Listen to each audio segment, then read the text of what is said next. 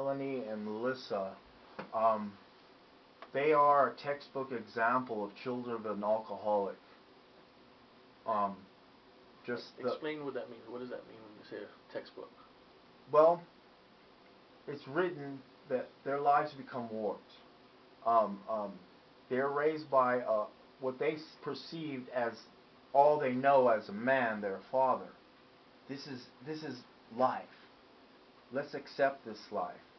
Let's have to, mind you. These are small children. Um, witnessing the police coming in, witnessing me being taken away in DUIs, witnessing the violent domestic confrontations. They Wow. do not forget that, and to that I am responsible. I take all accountability, and I have no excuse. I don't live in the what ifs or the yeah buts. That's a cardinal sin for me to do that today. Okay. And thank you for sharing, because those are really deep. I know those are very deep things with your twins, because they were very young at that time, right?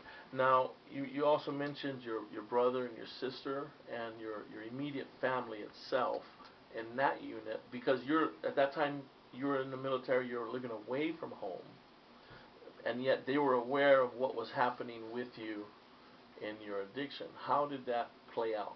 Well, when I finally separated from the Air Force in April of 1992, we came from Acre Air Force Base, Gosnell, Arkansas, and we made that westward journey to live with my mother, to live with my sister, to live with my brother.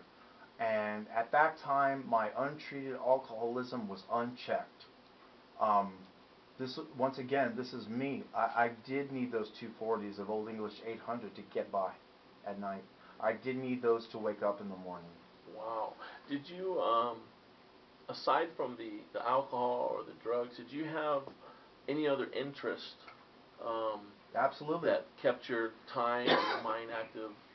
What was Only but by the grace of God, I was able to maintain active employment with the Los Angeles Unified School District, beginning at Chester W. Nimitz Middle School. Um, at, at that time, it was the second largest in terms of population in the United States. And I became active with the kids' activities.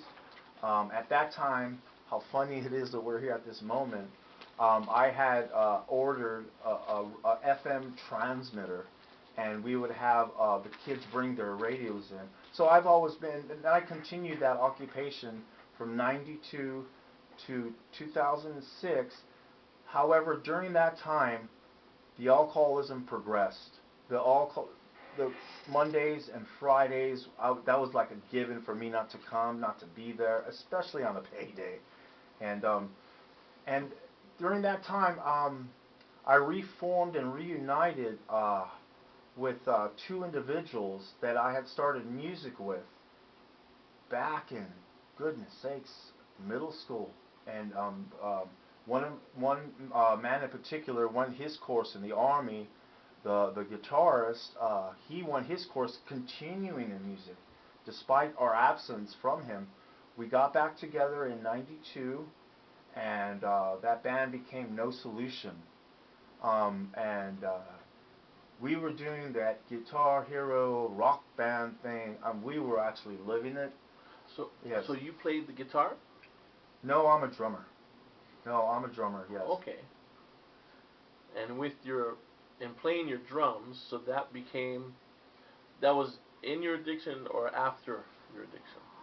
Well, my drumming has been a constant since I was 9 years old, Oh, okay. and ever since I saw Tom Sawyer, way back when from Rush, I wanted to be him. And I would get different various bands and go to the military, come back, reunite, and I have to say this: music saved me. Music kept me. It was the rudder that held on until that rudder broke off by my alcohol and drug use, through and through.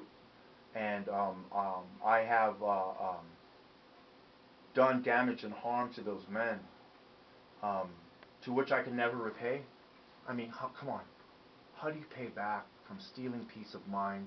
How do you give back um, all the emotions and friendship and comradeship? You know, I stole that from them. These men were musicians. They wrote music together. So Yeah. when you say you stole that from them, so because we've been talking about your wife, your kids, your immediate family, so even in your addiction, even your friends were affected by Yes. this. Yes, it is written in the book, in the literature of AA. There's that misunderstanding. Why can't you have one and put it down? You would stop drinking for their sake. Uh, and because I'm going to say it the way it is, they're normies. A normie is someone who could take a drink, put it down, and continue without having their life being unmanageable. I am not one of those. And they did the right thing. They did the right thing in separating themselves from me. Oh, so they separate themselves pretty much to protect themselves. And with all good reason. I just was a liability. I would steal. I mean, there was nothing under the sun that I would not do to continue my drinking and drugging at that time. Okay, so that kind of behavior is also affected your wife, your kids, and is how did that um, start to change? What did you when you recognized? When did you recognize that your behavior was an issue?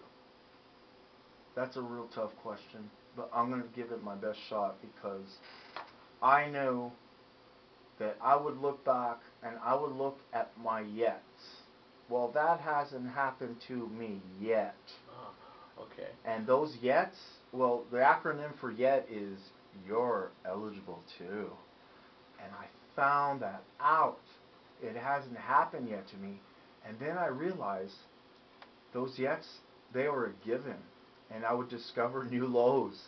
And I can only giggle with this because I was so uncertain about what else now.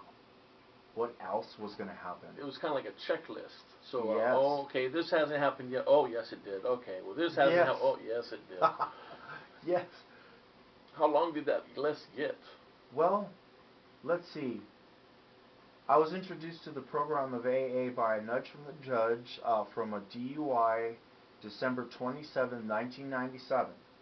Now, mind you, I was ordered to do AA, which I call AAA, MAD, um, all the drunk driving courses that had to come out of pocket. There was even times where I was required to go to 200 North Mission General Hospital and see what the effects of alcohol, and not just the effects of the drinking, the effects that the alcohol of a person driving drunk does on a poor human innocent being. As like a shock tactic that didn't do nothing for me. All I could think about was, let me get out of here. I'm going to do what I need to do. Uh-huh. Yeah, exactly. Okay. Well, let me ask you this. What do you feel are some of the major consequences of your behavior in the past? Well, I was facing prison time. Okay, so you never Yeah. went to prison, but you were facing prison time. Yes. Yes, I was. How long were you looking at? 5 to 10. Wow. Mm-hmm. How did you manage not to go to prison? Well, I have to say it the way it is. By a series of technicalities, a lack of evidence, the charges to which were going to be made final were dropped, and those span from all the way back to 2004 in Los Angeles County, and to which time, by the grace of God, I have managed to avoid the inconvenience of incarceration. But check this out. I was still behind bars. I was still in that hopeless state of mind and body. I mean, the prison doors were wherever I looked, and in my opinion, and I hear a lot in meetings. If I don't do this program, if I don't complete this, my parole is going to roll up